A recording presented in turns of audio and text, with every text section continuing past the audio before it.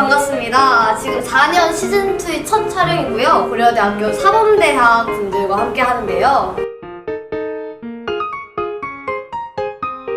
그 중에서도 오늘 첫 촬영을 함께 하실 분들은 영어 교육과와 수학 교육과 분들을 모셔왔습니다. 국어 교육과는 끝까지 캐스팅을 했는데 힘들어서 결국에 못 나오시게 됐고요.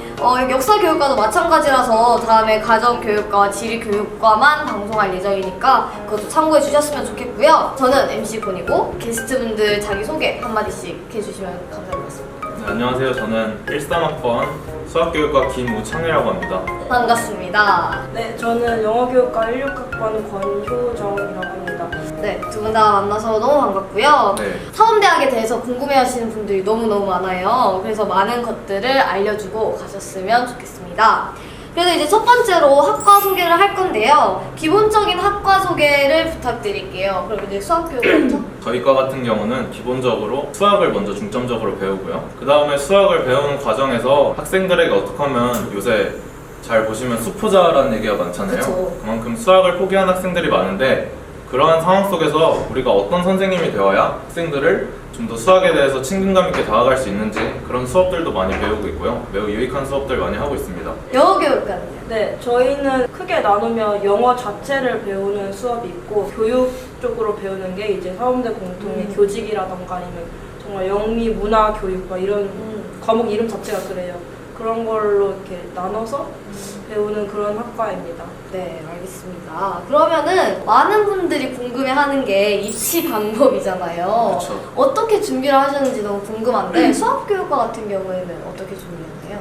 저희 과 같은 경우는 한 38명 정도가 정원이면 9명 정도를 정시해서 뽑고 이제 뭐 나머지는 이제 수시 전형에서 뭐 논술이나 뭐 과학 인재 전형 이런 등등의 다양한 전형이 있어요. 뭐 저 같은 경우는 이제 정시 전형으로 왔는데 이제 저희가 특성상 아무래도 이제 수학을 중점적으로 하는 이유에서인지 교차 지원은 좀 힘든 걸로 알고 있고요. 아마 올해도 아마 교차 지원은 안 되는 걸로 알고 있어요. 네. 뭐 많은 분들이 이제 궁금해하신 게 사범대학으로 입학을 해서 다음 학년에서 이제 나뉘는 게 아니냐 하셨는데 이제 저희 학교 같은 경우는 과별로 뽑기 때문에 그냥 입학하시는 대로 1학년부터 쭉 그 과에 다니시는 거예요. 그래서 1학년부터 수학교육과를 네네네 그런 셈이죠. 알겠습니다. 그럼 영어교육과도 똑같겠네요? 일단 크게 수시랑 정시랑 나뉘는데 고대가 올해부터 논술이 사라졌다고 들었어요. 네. 그리고 점점 수시 비율을 늘려가고 있는 걸로 알고 있는데 자세한 건 모집 요강에 2018학년도에 있을 테니까 그걸 참고하시고요. 네. 입시 특징은 아무래도 국제 인재 전형이라는 게 있어요. 그게 원래 어학 관련된 특기자 그런 비슷한 전형인데 다른 사범대는 그 전형이 없어요. 왜냐면 외국어가 아니니까. 근데 영어 교육과는 국제인재 전형이라는 게 있어서 탭스, 토플, 토익 이런 거를 제출할 수가 있고요. 저도 그 전형으로 들어왔고 또 다른 전형이 융합형 인재 전형인데 둘 다 자기소개서를 쓰는 전형이고 융합형 인재는 학생부 종합이라고 말하면 될 것 같아요.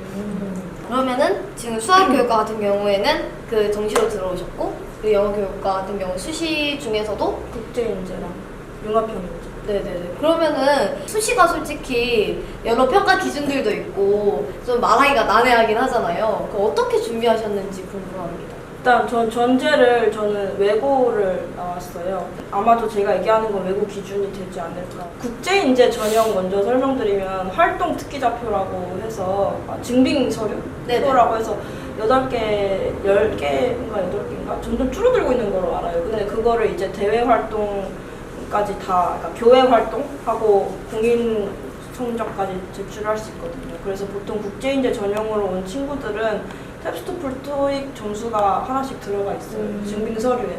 약간 암묵적인 필수 이런 게. 근데 없는데 들어온 친구도 있어요. 있긴 한데 대부분이 그거를 하기 때문에 개인적으로는 영어교육과 국제인재 토플 암묵적인 약간 안정선이랄까 그런 게 저 들은 건데 그게 한 108에서 110 이상 정도면은 120이 만점이에요. 그니까요. 근데 막 1, 2점 갖다 목숨을 걸 그 정도는 아니고 그냥 이 정도면은 뭐 괜찮다 이런 게 그 정도 점수인 걸로 저는 들었고요. 네네. 전 내신이 그렇게 높은 편은 아니었어요.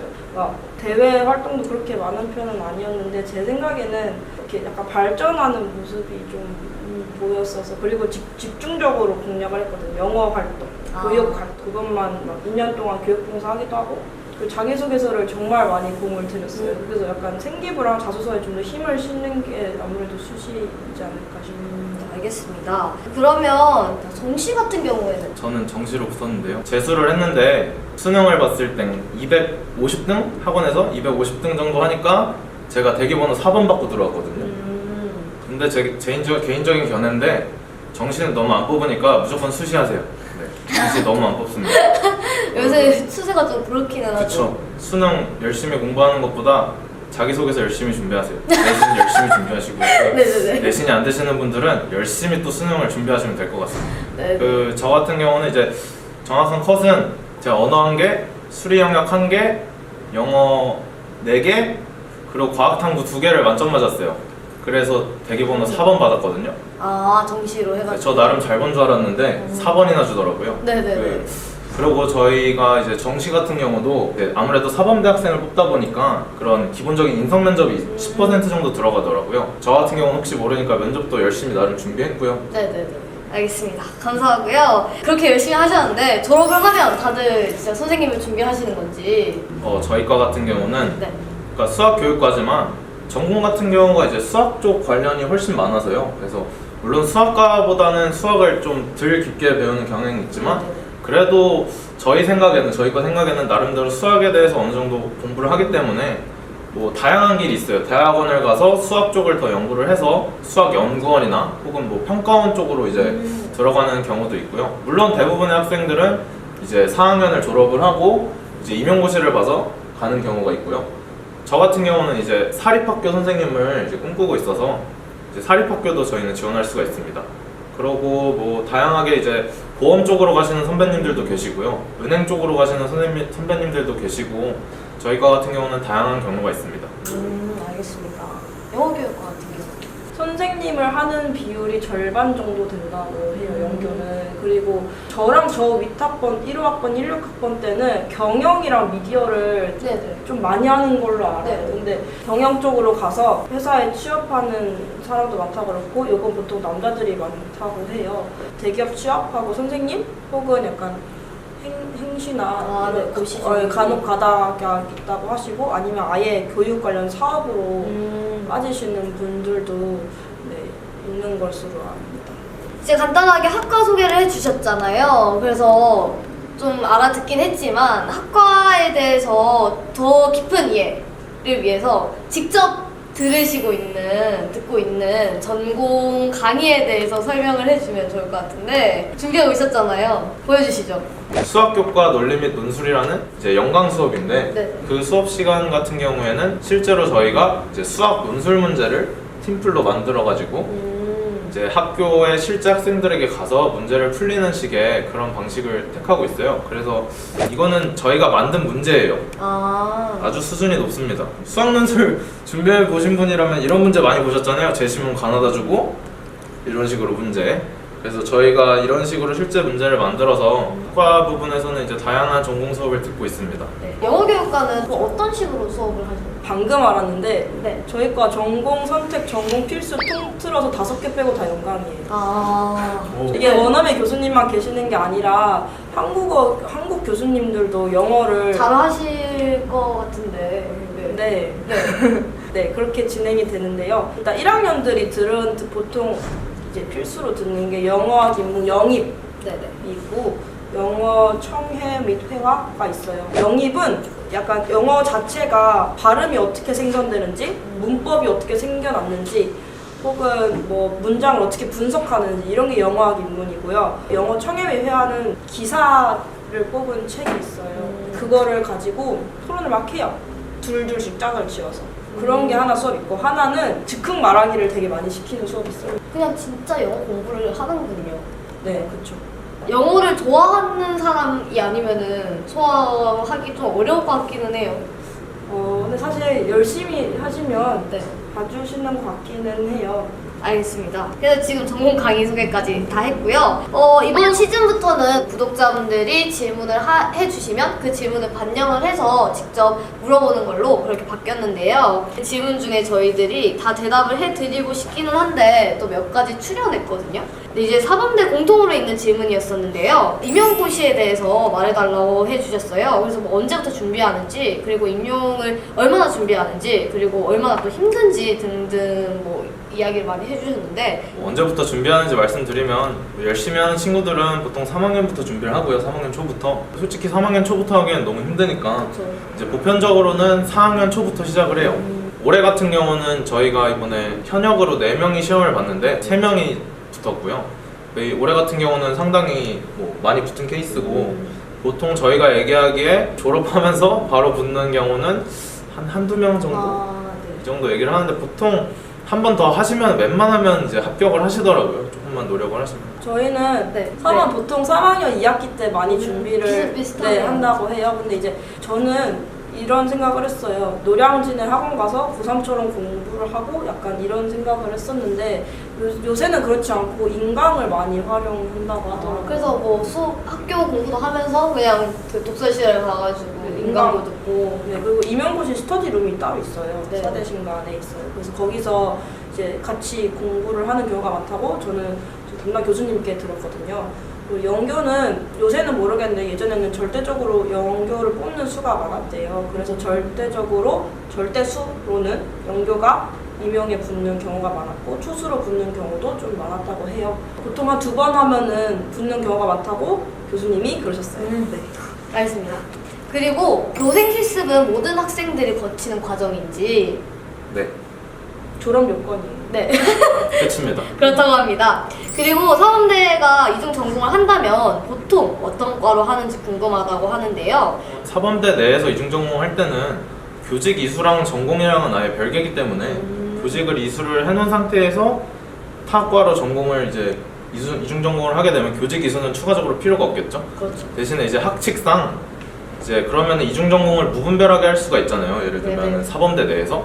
그래서 학칙상 2학년까지만, 그게 이제 제가 예를 들면 영어교육과를 지원을 했는데 2학년 때 지원을 해서 붙었어요.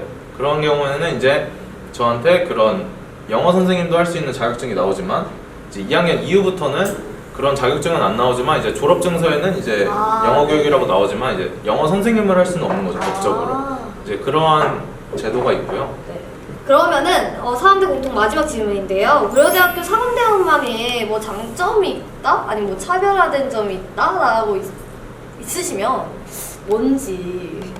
제가 교원대도 생각을 했었거든요. 교원대 교대를 저도 생각을 했었는데, 교대는 일단 초등학교 선생님이니까 그 비교 대상에서 빼고 교원대를 제가 생각했는데 정말 거기를 가고 싶었거든요. 근데 제가 고대 사대를 선택한 이유 중에 하나가, 교원대도 정말 좋은 학교예요. 임용률이 엄청나고 장학금도 엄청나고요. 저는 약간 선생님만을 꿈꾸고 있지는 않았어요. 영어 자체가 좋기도 하고 다른 과도 전공할 생각이 어느 정도 있었기 때문에 약간 나는 무조건 선생님이다 그러면은 뭐 교대나 교원대 쪽을 좀 더 알아보시는 걸 추천하고요. 나는 약간 아리까리하고 뭐 다른 것도 전공해보고 싶다 하면은 고대 사범대를 오시는 거를 추천을 드려요. 네. 그 다음에 수학교육과에 대한 질문인데요. 방금 말씀하셨듯이 수학교육과 수학과가 배우는 게 어떻게 다르냐고 네. 하셨습니다. 저는 당당하게 수학과랑 별로 다를 거 없고요. 네네. 저희도 수학 엄청 열심히 하고요. 저희 과 같은 경우도 아까 앞서도 말씀드렸지만 이제 아무래도 수학을 또 중점적으로 하기 때문에 이제 대학 결국에 이제 내가 평가원을 가고 싶고 뭐 수학 연구원이 되고 싶고 통계원이 되고 싶다, 모든 건 다 대학원을 가서 네. 이제 석박사 과정을 거쳐야 할 수 있는 거기 때문에 이제 대학원으로 진학을 해서 뭐 평가원에 취직을 하든가 뭐 그런 연구원이 되는 건 많은 길이 있다고 생각이 됩니다. 알겠습니다. 그리고 고려대학교 수학교육과에 신승범 강의실이 있다는데 진짠지? 네, 저희 위대하신 신승범 선배님께서는 네. 교육관 3층, 그 3층에 가시면 신승범 강의실이라고 있어요. 근데 이제 신승범 선배님께서 아무래도 이제 인강 쪽으로 많은 이렇게 하시는데, 그래서 저희 과에 매 학기마다 2명 정도 장학금을 주고 계세요. 그거는 이제 성적에 관계없이 이제 네네. 정말로 그 형편이 어려운 학생들을 위해서 그렇게 기부도 하고 계시고, 정말 참 선배. 네, 정말 좋은 선배님이고 존경받아 맞다. 마땅하시는 그리고 연교과에 대한 질문인데요. 영어 교육과 재학생 언니 오빠들 진짜 영어 강의 100% 알아들으시는지. 영어를 무지하게 잘하는 사람만 오는 그런 건 아니에요. 정말 외국인처럼 구사하는 친구들은 물론 있겠지만. 있지만 정말 그렇게 많지는 않은 것 같아요. 영어를 어느 정도 한다. 그냥 아주 못하는 거 아니다. 회화가 일상 회화 정도는 가능하다 하면은 그렇게 무리는 없어요. 왜냐면 똑같이 새로 배우는 개념을 배우는 거기 때문에 거기서 더 얻고 말고는 본인이 공부하는 거 따라 다르는 거지. 알겠습니다. 네, 그렇게 해서 지금 영어 교육과와 수학 교육과 학과 소개 4년이 드디어 끝이 났습니다. 와. 네, 너무 수고 많으셨고요. 오늘 이렇게 1시간 동안 함께 하신 거 어땠는지 소감 한마디. 네, 다른 영어 교육과분 같은 경우는 이제 학번이 되게 인력 학번 맞으시죠? 그래서 되게 다양한 최근의 정보를 주셔서 뭐 주실 수 있었는데 저 같은 경우는 저희 과에서 이제 나름 좀 오래됐다 네네. 싶은 그런 학번에 있어서 뭐 그렇게 유익한 정보가 안 됐을까봐 좀 걱정이 되지만 네, 여러분들 공부하시면 다 됩니다. 네네.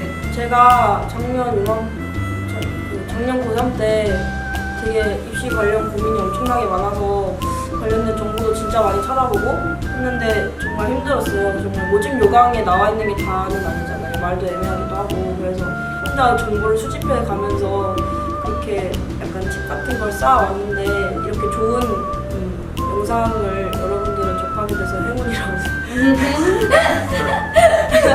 영어 교육과에 오고 싶은 학생들에게 드리고 싶은 말씀이 있는데요. 약간 쫄지 않으셨으면 좋겠다는 말씀을 드리고 싶어요. 막상 들어오면 정말 잘 생활을 하고 정말 영어 한 것만은 아니니까 약간 그래도 자신감을 가지고 지원을 많이 해주셨으면 좋겠어요. 그리고 수학 교육과를 지망하신 학생분들한테 한마디 해주세요. 네, 수학교육과를 지망하시는 여러분 지금 이 시간 공부하세요. 공부만이 입시의 살 길입니다. 파이팅 하세요. 알겠습니다. 그러면 이제 4년이 시즌2 첫 방송이죠. 영어 교육과와 수학 교육과 이렇게 촬영이 끝나겠고요. 지금 1시간 동안 같이 하시느라 수고하셨고, 그리고 이걸 보시고 계시는 구독자분들도 많은 정보, 유익한 정보 알아가셨으면 좋겠습니다. 감사합니다. 끝! 재밌게 보셨다면 좋아요와 구독 눌러주세요.